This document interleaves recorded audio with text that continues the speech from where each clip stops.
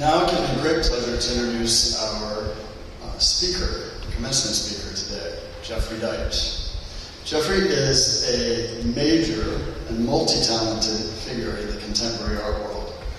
I have to tell you, when I grow up, I want to be Jeffrey Deitch, but it's a little bit of a problem because we're approximately the same age and I'm way behind the curve there. He's an artist, a writer, an art critic, a curator, a dealer, and an art advisor.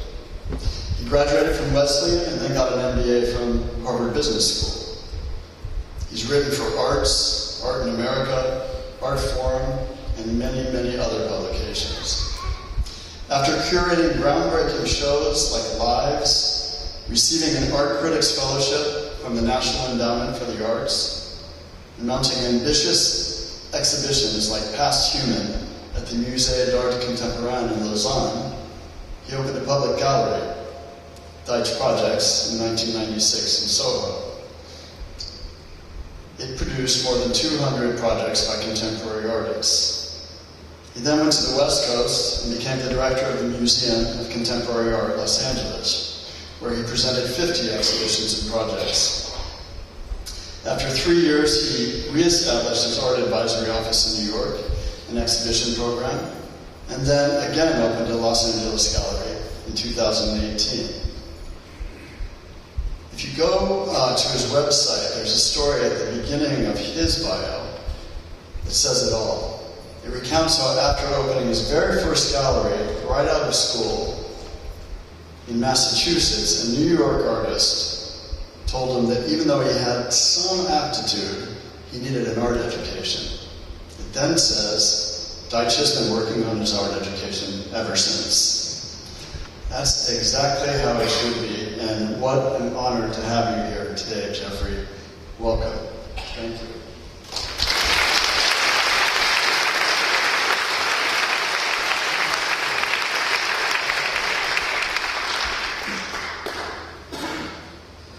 Thank you so much, David. What an honor it is to be here.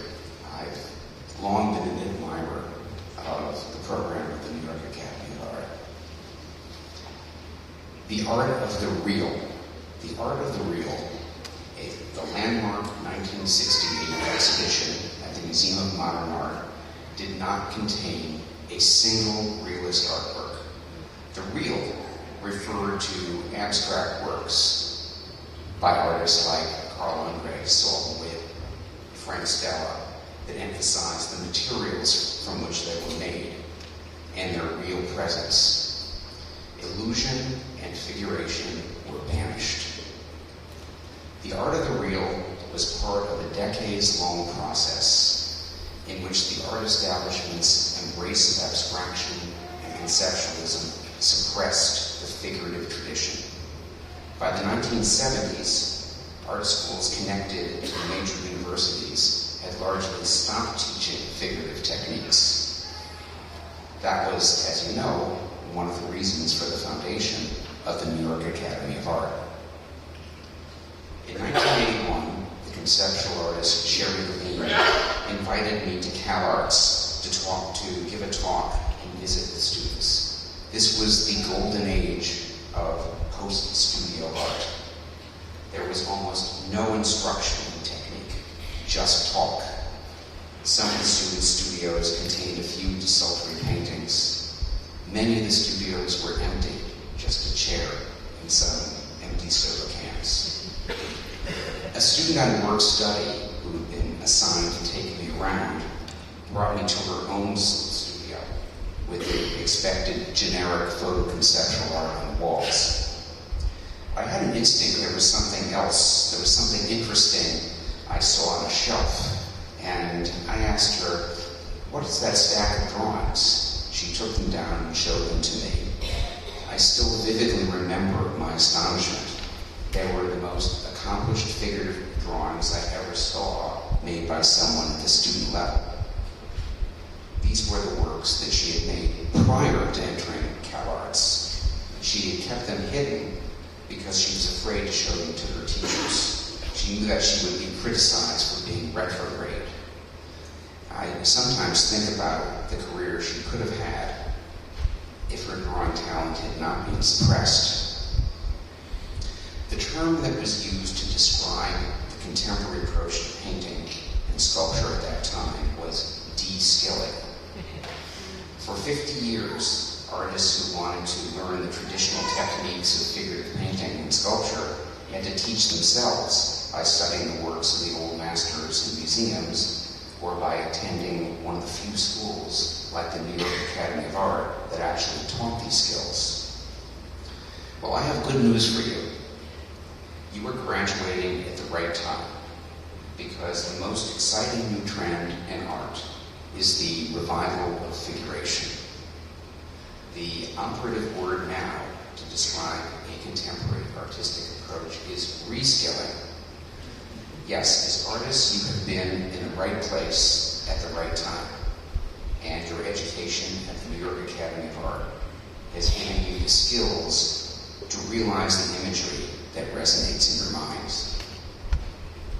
It is not that figuration is now suppressing abstraction. There is instead an openness to all artistic directions. The central room of Ralph Rudolph's curated show at the Venice Biennale that opened last week juxtaposes abstract paintings by Julie Maritou and different approaches to figuration by George Condo and Henry Taylor, all in the same room. We are no longer in a period with the dominant ism policed by doctrinaire critics. We're also a challenging historical moment when the public and artists themselves are hungry for art that addresses our lives and our world.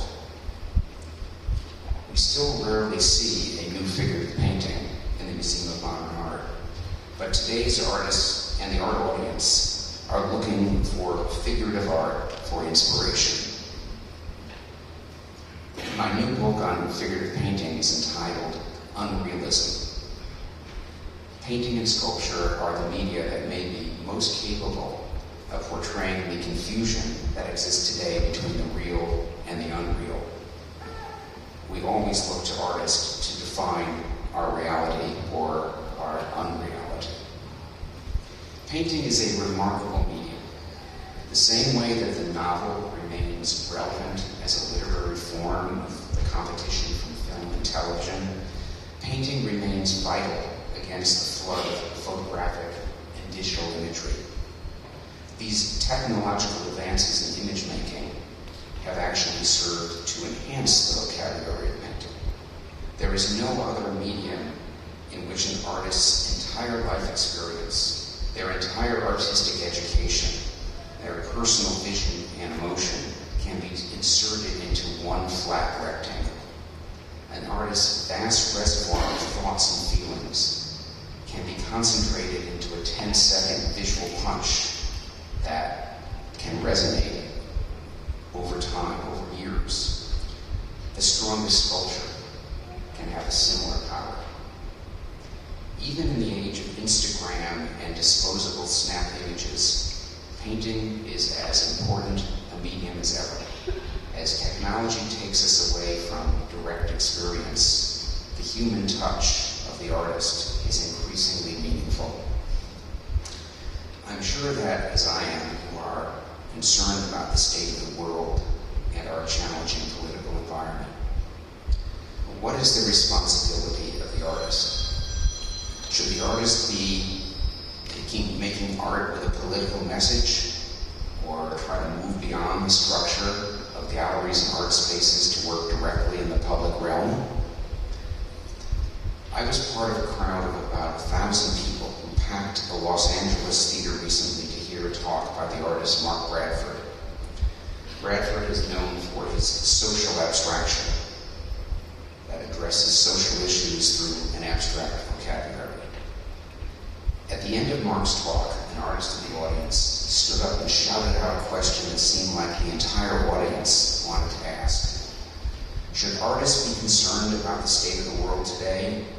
So concerned that they drop their personal work and make art about our pressing political, social, environmental concerns? Mark responded using his own career as an example.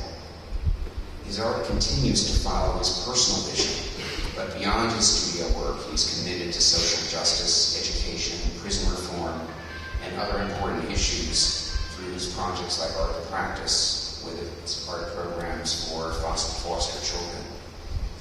I understood Mark's response to mean that artists should continue to follow their path in the studio, but to use the unique position of the artist in society to enter into the social discourse. We are seeing the art world becoming increasingly professionalized. Galleries go to art schools to recruit like corporations did when I was at the Harvard Business School. Many art students study the current trends and try to make work that fits into the gallery system. Unlike the 1970s, when I entered the art world, wild and drunken behavior in a public setting is likely to lead to being ostracized rather than to underground celebrity. But it is essential to remember that art is not a profession. It is an approach to life. The artist does not need to follow rules. The artist is free to break rules. The artist does not need to ask anyone's permission to make their work. Most other creative professions, like filmmaking, depend on collaboration and compromise with others. The artist does not need to compromise. I encourage you, upon your graduation, to take advantage of the artist's unique position in our world to build not just a career, but a unique life of personal exploration and engagement with society. We are counting on artists like you to keep inspiring us. Thank you.